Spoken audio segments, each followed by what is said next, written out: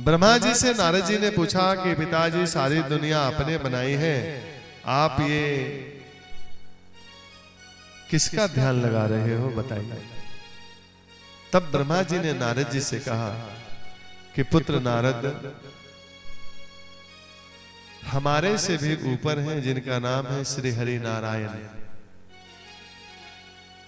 उनके नाभि से एक कमल निकला और जिस कमल पर मेरा जन्म हुआ, मैंने देखा तो जल ही जल, चारों तरफ मैंने अपना सिर घुमाया तो जो मेरे एक सिर थे 4 सिर हो गए और मैं चतुरानन हो गया।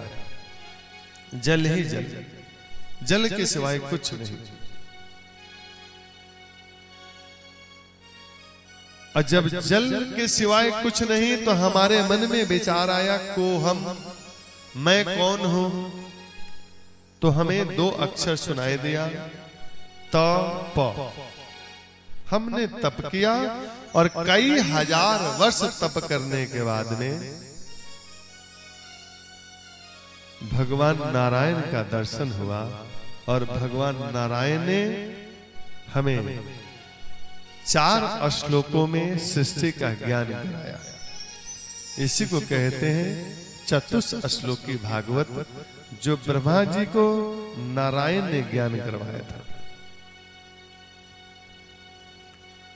अहमेवास्म्यवाग्रे नान्यद् सदसत्परम्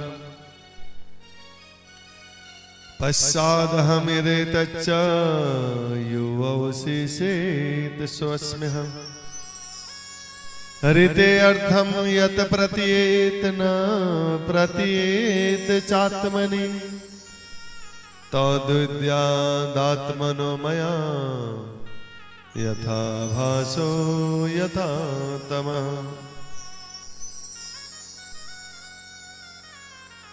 यहां कह रहे हैं भगवान नारायण ब्रह्मा जी से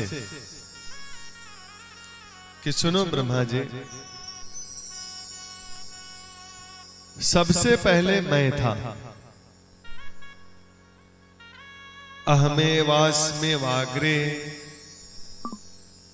सबसे पहले इस दुनिया में मैं था। तो प्रभु आप कर क्या रहे थे? भगवान ने कहा आसम एवं, बस थे ही थे, कुछ नहीं कर रहे थे। तो ये दुनिया बनाया कैसे? कुछ तो रहा होगा। प्रभु ने कहा ना अन्यत, अन्य कुछ भी नहीं था। और यो अवशेषेत सो अस्म्यहम्, अंत में जब अवशेष जो बचता है, काल सब कुछ मिटा देता है और जिसको काल भी नहीं मिटा पाता, जो शेष बचता है वही मैं हूं। तो सबसे पहले मैं था और अंत में जो शेष बचता है वही मैं हूं। तो आपने दुनिया बनाई कैसे प्रभु? तो किसी भी कार्य को होने के लिए 2 कारण होता है, जिसको कहते हैं निमित्त कारण और उपादान कारण। निमित्त कारण मतलब बनाने वाला, और उपादान कारण का मतलब हुआ कि बनने वाले वस्तु। जैसे घड़ा बनाना है मिट्टी का, तो मिट्टी होना चाहिए तब घड़ा बनेगा। और यदि मिट्टी है और बनाने वाला कुम्हार नहीं है तो नहीं बनेगा। तो मिट्टी हो गई उपादान कारण और कुम्हार हो गया निमित्त कारण। दोनों जब मिलेंगे तब किसी भी कार्य का निर्माण होगा, तब वो घड़ा बनेगा। लेकिन कुछ कार्य ऐसा भी होता है जिसके अभिन्न और निमित्त कारण दोनों एक होता है। जैसे कि मकड़ी का जाला। मकड़ी जाल कैसे बनाती है? वो बाहर से कोई मटेरियल नहीं लेकर आती। मकड़ी जो है स्वयं अपने शरीर से ही उस सामग्री को उत्पन्न करके मकड़ी जाल बनाती है।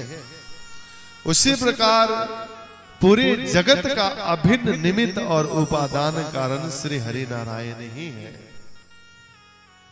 इसलिए हरिरेव जगत जगदेव हरि। और गोस्वामी जी ने कहा भी है इस बात को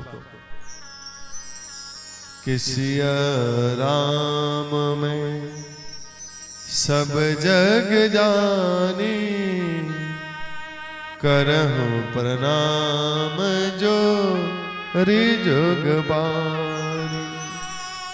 सिया राम में सब जग जाने, सब में तो वही है। हमारे सनातन में इस माइक की भी पूजा है, इस टेंट की भी पूजा है, आपकी भी पूजा है, हमारे भी पूजा है, सब कुछ की पूजा है। क्यों है? क्योंकि सब में ईश्वर है।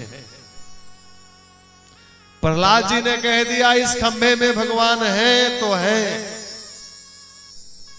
और भगवान को खंभे से निकलना पड़ा क्योंकि है। तो सब कुछ भगवान ने बनाया, भगवान के शरीर से ही सब कुछ बना है।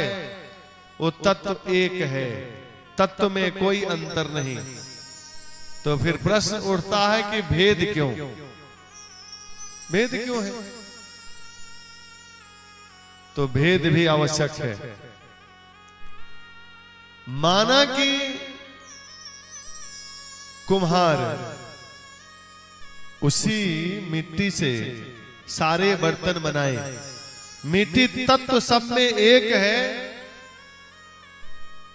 और कोई कहे दीपावली के समय में उसे दिए चाहिए दीपक जलाने के लिए, और वो कहे जाकर के कि हमें तो बस मिट्टी दे दो, सब में मिट्टी एक है। तो वो क्या दे? सुराही दे, हांडी दे दे। सुराही में और घरे में दीपक नहीं जलेगा। व्यवहार की दृष्टि अलग है।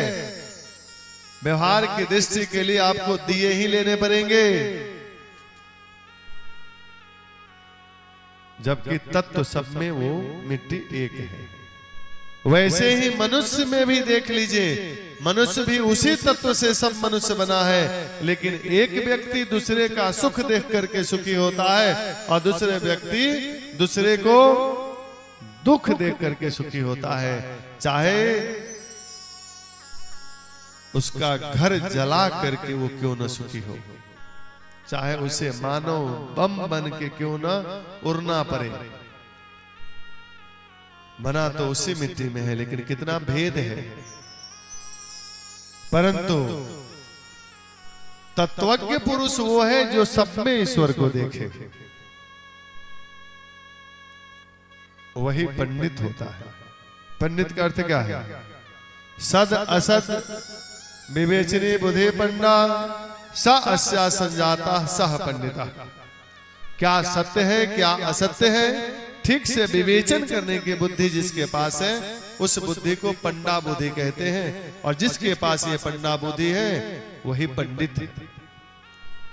ब्राह्मण को कहीं वेद पुराणों में पंडित नहीं लिखा गया है। ब्राह्मण है, विप्र है, द्विज है, ये शब्द हैं। ब्राह्मण के पास ज्ञान होता है, इसलिए ब्राह्मण को पंडित लोग कहते हैं। लेकिन मुख्य नाम है पंडित का मतलब परम ज्ञानी, सद असद विवेचनी।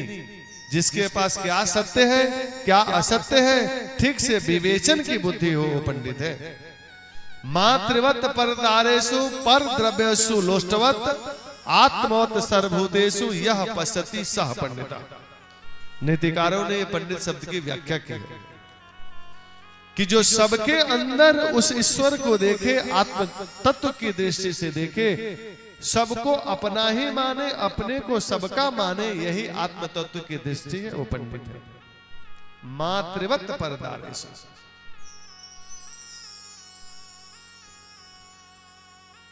तो जो परम ज्ञानी है वो तो कहेंगे कि सिया राम मैं सब जग जाने, लेकिन भक्तों में भेद होता है। जैसे कक्षाओं में भेद होता है, विद्यालय की कक्षाओं में, विद्यालय तो एक ही होता है लेकिन पढ़ाई अलग अलग होती है।